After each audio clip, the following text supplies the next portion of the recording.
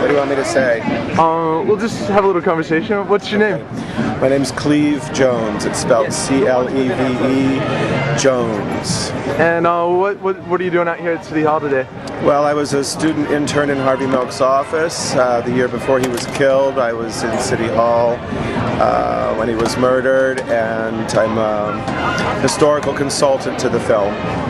Well, what do you think about the project? Has it done a good job at sort of capturing the history? Yeah, I'm really thrilled. I had always hoped that Gus Van Sant would make this movie. I've actually been badgering the poor man for 16 years. I always wanted him to be the director, and not just because he's gay, but just everything about him and his films. It just seemed to me so important that he be the one, and I'm of course also delighted to have Sean Penn playing Harvey. I think he's doing a great job, and it's also cool that he's a Bay Area guy and very political himself. So it's really great. It's very, very exciting, and my own personal belief system does not include a heaven above, but I'm suspending my disbelief during production because I just keep imagining Harvey up there somewhere looking down on all of this and just laughing. I think he'd be really, really, really pleased. Can you tell me a little bit about Harvey and your relationship with him? I loved Harvey. He was a great man. He was very kind to me. I'm really close to my mom and dad now. They're really good people. You know, they never did anything but try to make me know that I was loved and supported. But when I came out, I was like panicking. You know, I was 17. It was a long, long time ago, and they were really frightened for me. And so for a couple of years, I wasn't really talking to them that much. But it was a time when I really needed a dad, a father figure, and Harvey was the most appropriate father figure for all of the young people that were around him, gay and straight, boys and girls. Harvey was very empathetic.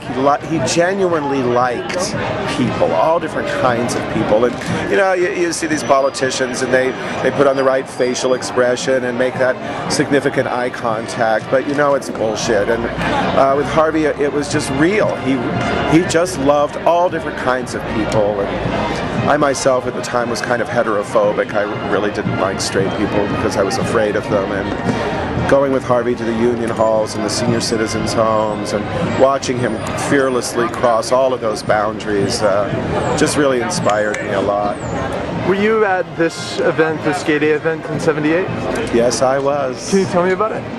Well, it was so much different then. We were a lot more hippie then. We were a lot more revolutionary. It was before, you know, we were sort of just another demographic subset to market products too. There was still some revolutionary feeling. It was quaintly called gay liberation back then. So it was a different time, and of course it was before the pandemic, so there was a great joyousness to it. And you know, in San Francisco at that time, if you were a gay man or a lesbian woman and you were walking down Market Street and you saw another gay man or lesbian woman wearing a button or a t-shirt or whatever, you would look at that person, you would make eye contact, you would smile, and you would say hello, because you knew that you shared something. Both of you had probably fled from Iowa or Michigan or Texas or someplace and come to this city to try to be free. And there was a great camaraderie and I think a real awareness that you didn't have to be political or educated or even all that smart to understand that you were being allowed to participate in something that was truly brand new, had never been seen on the planet before. And I think all of us were really aware of that and very excited by it. Do you think the Castro still has any of that energy left in it? I think the Castro is still an interesting neighborhood, but it's profoundly different, and to be honest with you, it doesn't have much of that spirit left to it anymore.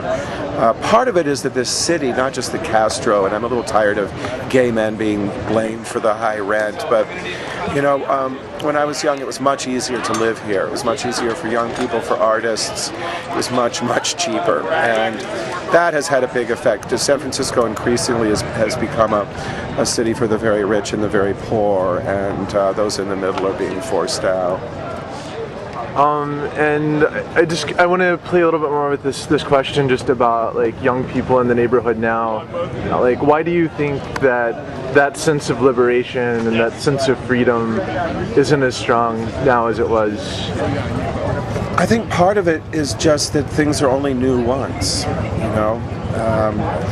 you guys, I'm sorry, but you missed it. It can't be repeated. I think another part of it is that back in those days, the Castro was so special because it was really the only 3 blocks in North America, maybe, where you could hold hands with your boyfriend or girlfriend and know that it was okay. I mean, we still had bashers coming in, and the cops were horrible, but nowadays, God, I'm such an old fart, but when I was young, there were very, very few places where gay people could just be themselves. When I came out of the closet, it was a felony to have gay sex. It was a felony to dance. If you can believe that, it's true. It was against the law for people of the same sex to dance together. So we had this little safe haven, and it felt like home, and it was different, very different. And what do you hope for this video, or for this movie? What do you hope for when this movie comes out? Well, I'm so excited about this film because, first of all, I want young people to know about those times, the time before the epidemic, the time when we didn't have Ellen DeGeneres and Will and Grace and Queer Eye for the Straight Guy and all of this other stuff that's made us mainstream and marketable, if you will.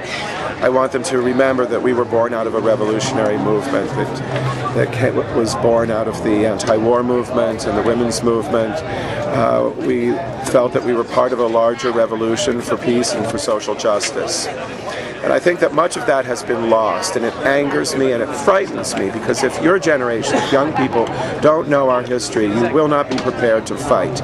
And I may be wrong, but history is full of examples where people who thought they were free woke up one morning and discovered they weren't free, and they had to fight or die. And I think that it is not out of the realm of possibility that we will face that again. I also think that it's important for people to understand that Harvey Milk was an ordinary faggot.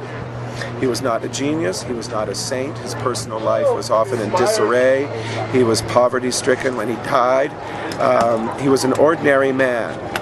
And yet, because he was honest, because he had courage, and because he really did love his people and love his city, he was able to change the world. And I want all young people to understand that they have the power to do that. When I started the quilt in my backyard, everybody told me it was the stupidest thing they'd ever heard of. Well, guess what? It changed the world, not because I'm special, but because it was a good idea, and people with good hearts and courage took it up and made it happen. Will you tell me about the quilt really fast? Yeah, I started the AIDS Memorial Quilt, and I don't think I would have ever come up with that idea if it hadn't been for Harvey's mentorship and him showing me that it was possible to cross all of these stupid boundaries that people create between each other, boundaries of race and class, religion. It's just, the virus crosses all those boundaries, so we have to do it as well. I wanted to come up with a symbol that would memorialize my friends that had died so young, but also to try to find a way to break through the silence and the cruelty and stupidity. And it worked, but I'm an ordinary person. I just happen to have had a good idea and the fortitude to stick with it. So everyone can do that. Everyone can.